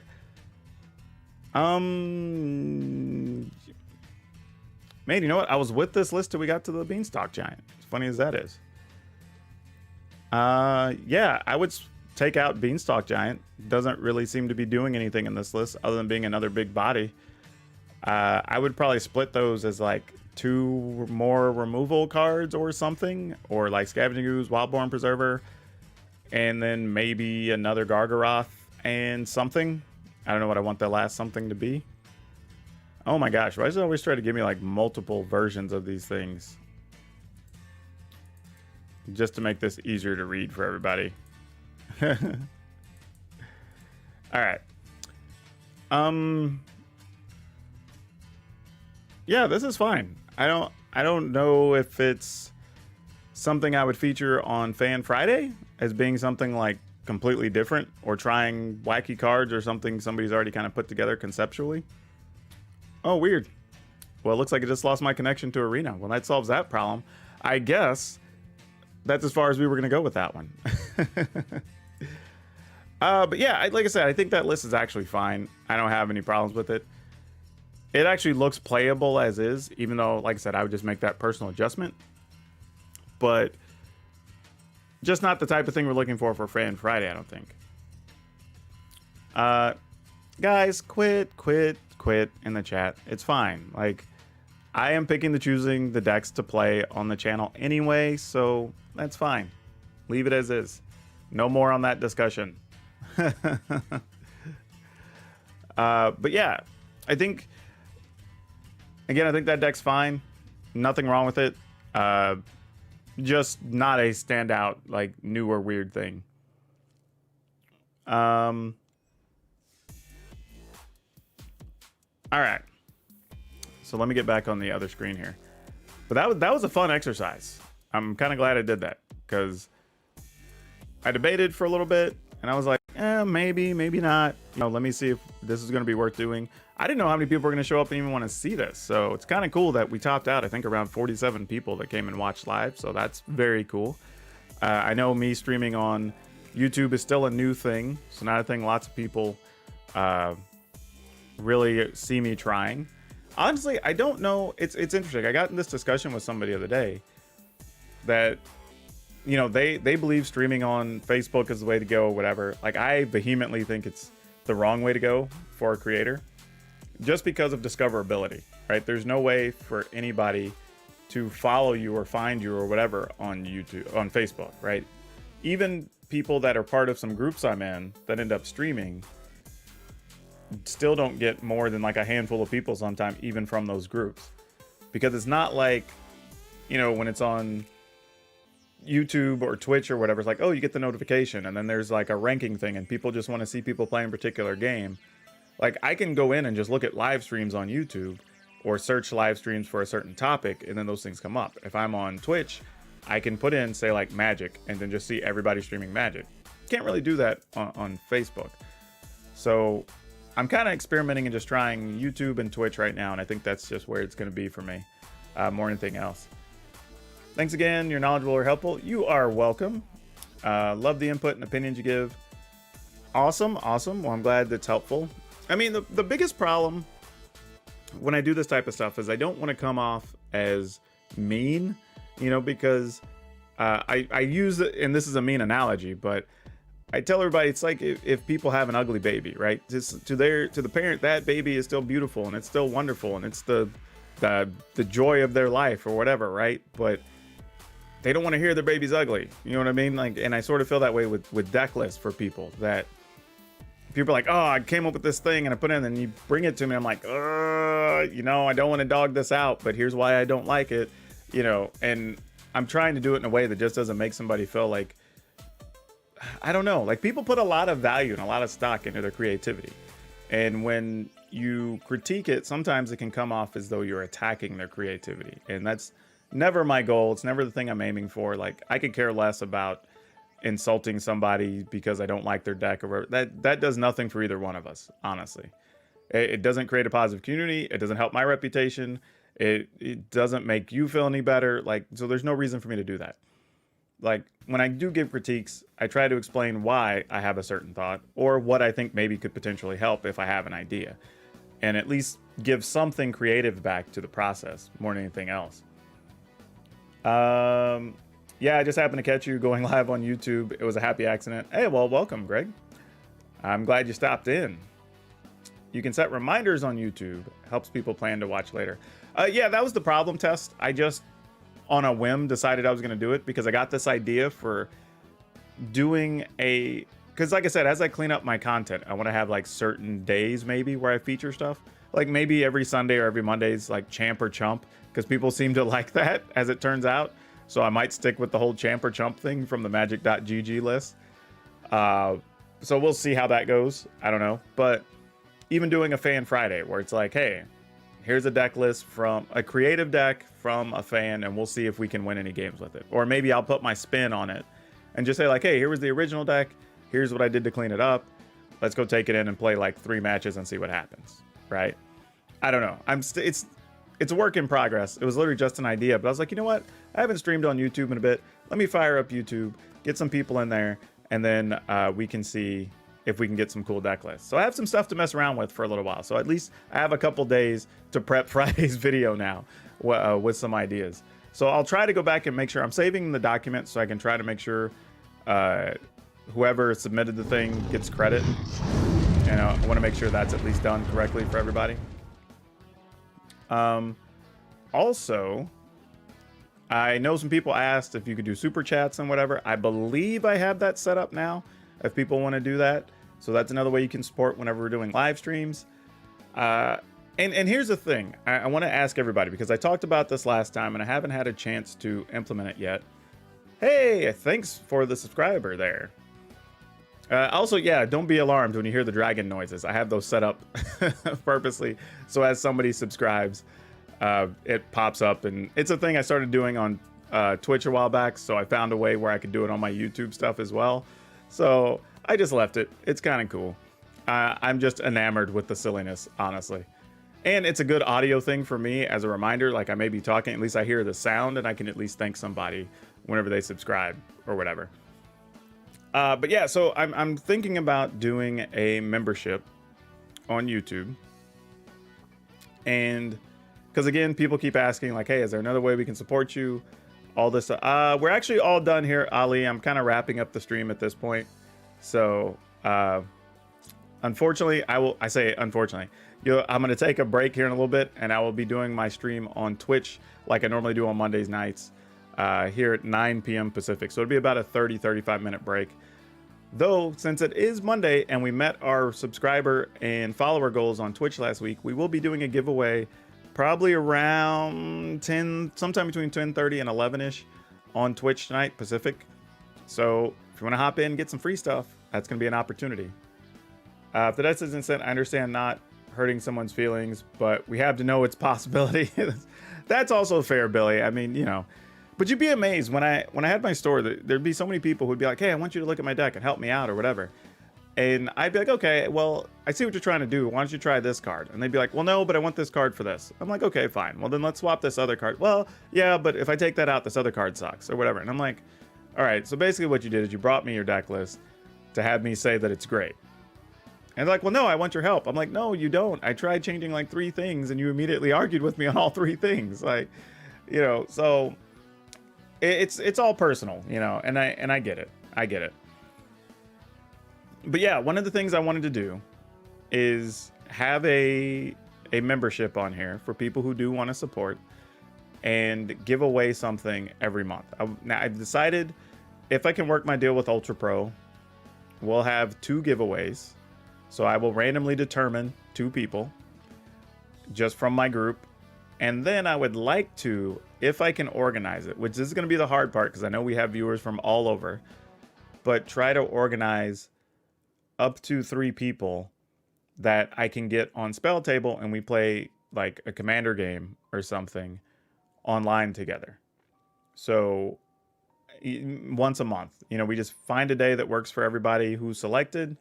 We fire up Spell Table and we play some paper commander, and maybe, you know, you get featured on the channel. It'd be like our winners commander day, and we just put that up as content, which could be kind of cool. So maybe that's something we could do if people are interested.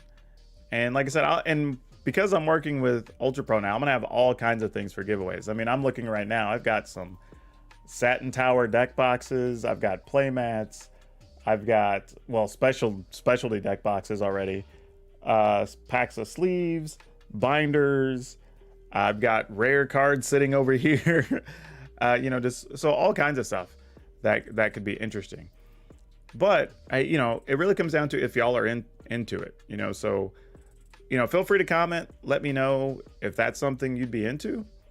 If you want me to start a membership and the idea of playing Magic with me online is fun, or maybe it's not even that. Maybe we just get some game time where you get like, actually, you know what? Maybe we do 3 personalized sessions. Maybe that's it. Pick out 3 people so we can either, your choice, play Magic paper. We can do that. We'd play Arena against each other, or just get like personal deck help and training, you know, for an hour or 2. Either of those 3, I think, could be, we could leave that up to the choice of the winner. And I kind of like that better because then we don't have the issue of people not, you know, like say maybe you only play Arena, right? So then the other option wouldn't be any good for you. Or you prefer playing paper. It's like you can still get to do that since you're not getting to play paper with a lot of people right now while we're going to be on lockdown for a while. You know, I think that would be a good option. Or if you're like, hey, I'm just trying to get better, if you could help me out with my deck and some strategy and some situations, you know, I'd be cool just doing a like Skype call or something, or we get on the Discord chat and just work through some things. I think that could be fun. Even if it's just like you streaming your screen and then I just kind of help you talk through some plays why I would or wouldn't do some things. Man, I don't know why that was hard to get out. But yeah, like I said, it's just something I want to be able to offer something a little different than I do over on Twitch. Because obviously on Twitch, we have people that you can subscribe over there. You know, it's easier to do some giveaways and some contests and things just because of the way the platform's set up. Whereas it's a lot more difficult. Because like on Twitch tonight, I can just have a thing people can put in the command. They're entered into the drawing. Boom, boom. I get the winners' names and I can mail some stuff out, right? Nice and easy. But I can't really do that on YouTube. So I'm trying to find another way that we can do that, and it becomes a regular thing that we can do. So if y'all are interested and it seems like something fun that you'd like to see here on YouTube, let me know and I'll see what I can do to make that happen. It's something different. I don't know, but I'm willing to give it a try, at least for a couple months, and we'll see how it goes. And if it works out, great. We'll see what that turns into, because I don't know. But again, I know we have a lot of loyal YouTube viewers that either don't use Twitch or can't get to Twitch, or I stream at weird times for them. And I still want to give y'all some opportunities to engage with me somehow, some way, and still be supportive. Because I'll be honest, like, I'm blown away. Like, for being a full-time streamer at this point for 1 year, not even 1 year, like February will be 1 full year that all of my content has been live.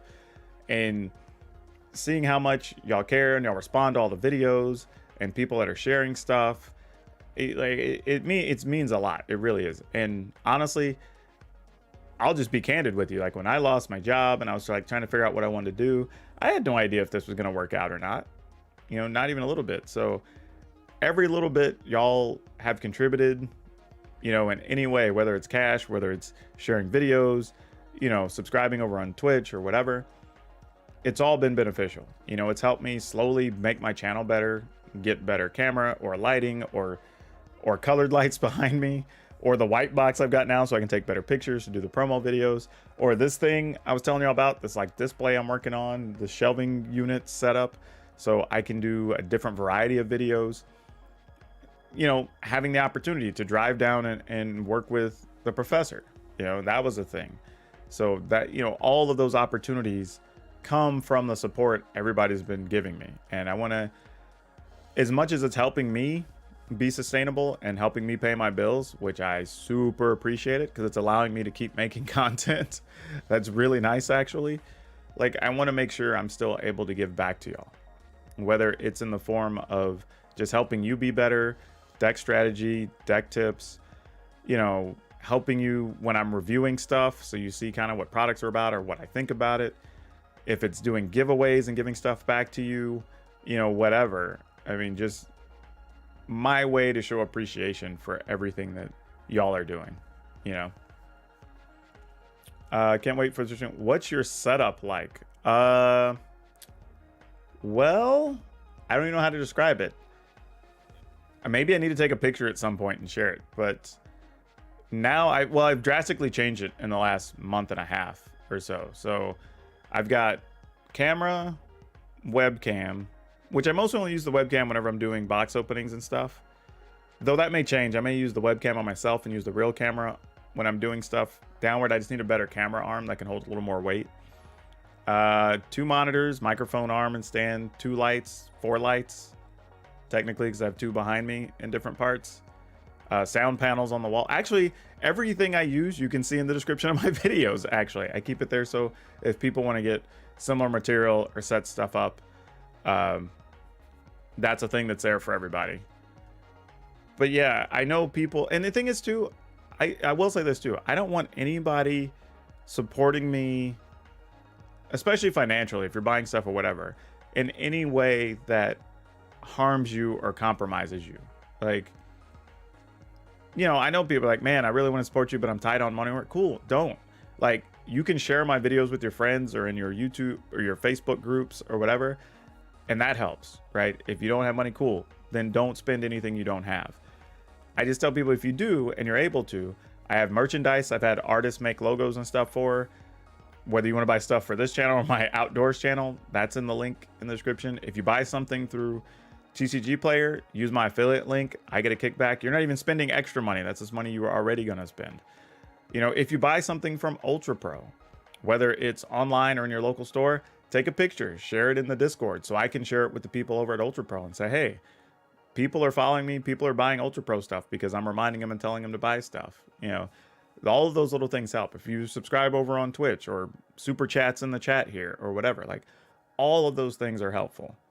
I mean, it's a lot, y'all. I mean, like, it really is.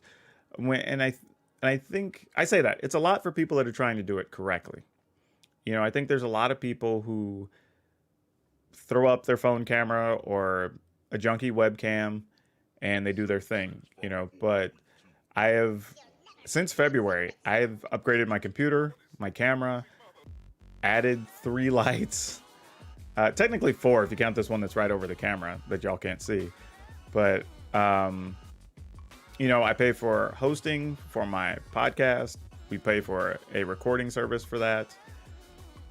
I eventually want to be able to pay for an editor to help with some things because that would make it a lot easier, and I could probably make better content if that were an option.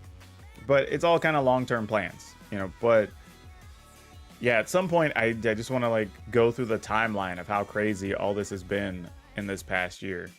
But you know, literally, I guess in 4 days it will be 1 year that I have not had a job, that I got released from my job because of restructuring. Which was sad because I know they're still using stuff and processes I created. So it's kind of like I worked myself out of a job is sort of what it feels like. So that's kind of unfortunate. But, you know, I'm making a go of it. I think I'm still about probably 25%-ish away after I looked at the most recent numbers, assuming YouTube works correctly and they're actually paying. I'm at about 25% away from where I need to be to make everything worthwhile, and you know, where the bills are not an issue or whatever. So we're close, but I'll take that as a win for my first year. You know, I don't really have anything to complain about, and I just want to say thank you to everybody, because man, I did a lot of research and then kind of jumped in with both feet and was hoping for the best. I mean, I had no idea how this was going to end up, and I've been thankful to, you know, just being the type of person that I'm not afraid of failure. I don't have that gene in me to be embarrassed. So I've been able to quickly adjust as needed with my content. I've been able to make the right contacts, and it's helped a lot, you know. But every time, like I said earlier when we were starting the stream, and people are like, man, you're one of my favorite creators or whatever. And it's like amazing to me to be thought of on that level. And I don't even know if I'm totally deserving of that yet, honestly. This isn't like, you know, I believe I need to be put on the Mount Rushmore of magic creators. I think there's a lot of people out there doing amazing stuff. And just the number of people I hear, I mean, even seeing people respond to me and Professor working together, like, oh, 2 of my favorite creators on a thing. And I was like, wow, you know, I don't even have 10,000 subscribers yet, you know, like, so to me, it's still a very weird headspace when I see that. But I'm totally appreciative wholeheartedly. And I don't know if I could say that enough. The way you cover things, provide explanation, genuine humanity, and content makes nerd teacher happy. I could see that, Ryan. I really could. My wife thinks you have a very soothing voice. You know what's funny? And I think like a lot of people, our voices don't sound the way we think they do, because the acoustics obviously from your cranium to your ear doesn't sound the same to everybody else. So I think my voice is just kind of like average, but I have a lot of people that have told me like, dude, sometimes if I just need to chill but I still want to do magic, like I just boot up your channel or I listen to your podcast or whatever. And I'm like, okay, hey, as long as everybody else likes it, you know, people are obviously paying me to talk, so cool. I'll take it. But all right, y'all, I'm gonna need to start wrapping things up. I am going to take a break, take a breather, grab something to drink, reload my drink because I'm almost out of water over here. Set some stuff around for the giveaways tonight, and I'm gonna hop over to Twitch in probably about 20 minutes. So if you want to keep partying and, you know, come on by, it's gonna be fun. We have some giveaways. Like I said, it'll probably be, I could see that, Gregory. Actually, man, okay, I will open up talking about that on my Twitch stream, because I do need to take a break. But as far as like my speaking cadence and everything, there's actually a reason for that. So I would love to talk to y'all about that over on Twitch. But yeah, if you haven't joined my Twitch channel, it's just twitch.tv/PowrDragn. So come on by, say hi. Gonna be there for a while. I'm gonna start just after 9 o'clock. Giveaway will be sometime between 10:30 and 11. And yeah, let's just see how things go. But that is it. I'm gonna call it a night. I'm gonna close this stream up. Thank y'all again, wherever you are watching from, whenever you are watching. Good morning, good afternoon, good evening, and good night. And please, please, please, even if you think it's dumb, wear your mask, wash your hands, stay away from other humans. COVID is hell right now. We're all trying to fix it. Everybody's going to be on lockdown for a couple of weeks to deal with this thing. Let's just do our part to make it go away. Please, please, please. We want to get back to gathering and playing games and Magic the way we want to. So just help us out with that. But all right, like I said, I will see y'all over on Twitch in about 20 minutes. Thanks again, everybody.